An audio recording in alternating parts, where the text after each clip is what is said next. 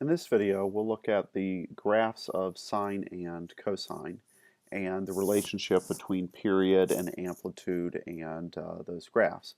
So let's just start with sine of theta. So we've learned now how to calculate what sine of theta is for lots of special angles. And so what we could do to make a graph is just basically to do a glorified t-chart. Now, before we do that, though, or instead of doing that, I kind of want to draw a quick picture. So I'm going to draw some axes here, and basically I'm not going to go to the left of 0. So the vertical line here is the y-axis, and I'm just going to draw everything to the right. Now, sine theta is what's called a periodic function, and it has period 2 pi. So that means that every 2 pi units on the x-axis, the graph is in exactly the same place as it was 2 pi units ago. And so what that means is that we actually only have to graph 2 pi units worth of the graph, and then the whole graph will just be this thing repeated over and over. So, for example, here, I'm going to take this interval from 0 to 2 pi, and the sort of trick for graphing these things quickly by hand is to chop the period, 0 to 2 pi, into 4 equal chunks. And if I do that, then I need 5 points.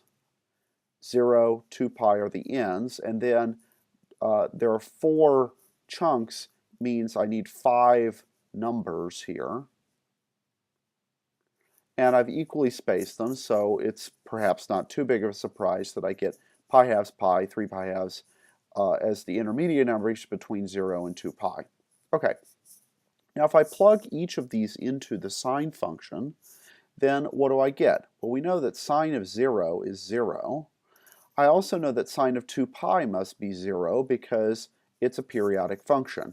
Now, another way to think about that is 0 and 2 pi are essentially the same angle, and so sine of them ought to be the same thing, because if you go all the way around the circle in extra time, you're still in the same spot. Okay, and then also we know from before that sine of pi is 0, and we knew that sine of pi halves was 1, and sine of 3 pi halves is minus 1.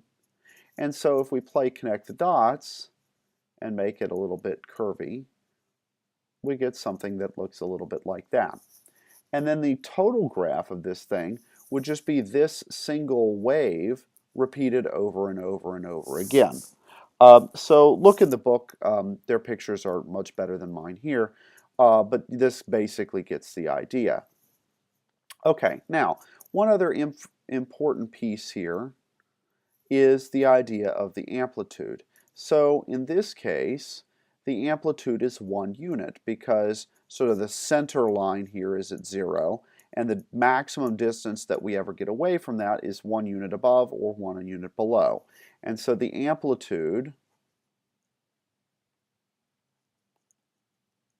is 1. And in a way, you can think of amplitude as kind of like being the vertical stretching factor, and that'll be important in a second when we look at the equations for how you change this. But it also kind of explains what amplitude is. So if I were to talk twice as loud, for example, then I would have a higher amplitude, and the frequencies wouldn't change, but my volume would, and so the amplitude would go up, even though the frequency and the period would stay the same. So the amplitude has something to do with the height of the graph, and the period has something to do with how fast the graph repeats over and over again. Okay, so in general, then, we can do the same thing for cosine and look at its graph, and it's very similar. We'll also divide into 2 pi, and then I know that cosine of 0 is 1, and therefore cosine of 2 pi is also 1. And if I do this sort of divide into 4 chunks thing, then I get this picture, roughly. And so it looks basically like the same shape as sine, except it's sort of shifted a little bit over. and because it starts here at 1 rather than at 0, but otherwise it's basically the same thing. So cosine theta by default also has period 2 pi and amplitude 1. Okay, so that's relatively straightforward. In a lot of ways, sine and cosine are very, very similar. Okay, so now how could we modify this? So I could take any number and a, and I could take any number b, and I could ask, well, what does this function have? So the amplitude is the easiest one to read off. It's basically just a. And there's one minor restriction here. It's actually the absolute value because there's no restriction that a can't be negative. That would just flip the graph upside down, but it doesn't change sort of the height, if you will, of it. So the amplitude's real easy to tell. The period is a little bit trickier, but it's just 2 pi divided by the number b. And in the case of if b is 1, we just have sine theta. 2 pi over 1 is 2 pi. So we get back what we know for the nice sine function. Okay, so let's look at a quick example here. Let's say, for example, that I had y equals 8 cosine of 2x. The amplitude is just the absolute value of 8, which in this case, because 8 is positive, is just 8. And the period is 2 pi divided by the coefficient here, which is pi. So one way that you can think about what this b does, b is kind of like the frequency. And the period and the frequency are sort of inversely related. So if the period shrinks to pi, that means that the graph of this thing repeats twice as often. And that makes sense here with the 2.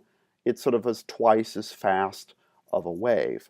Now in sound terms, if you've studied music, for example, then you know that this is basically the same as the idea of an octave. So if you take a note, let's say a 440 hertz A, then an 880 hertz A is 1 octave up, and it sounds higher pitched. So when you do that, the period gets smaller, and the frequency gets bigger. Okay, so that pretty much polishes this off for right now. In class, what we'll look at is what happens when you start vertically shifting or horizontally shifting these graphs in addition to vertically stretching them, which would be controlled by the amplitude, and horizontally stretching or compressing them, which would be controlled by the frequency b here, or equivalently by the period.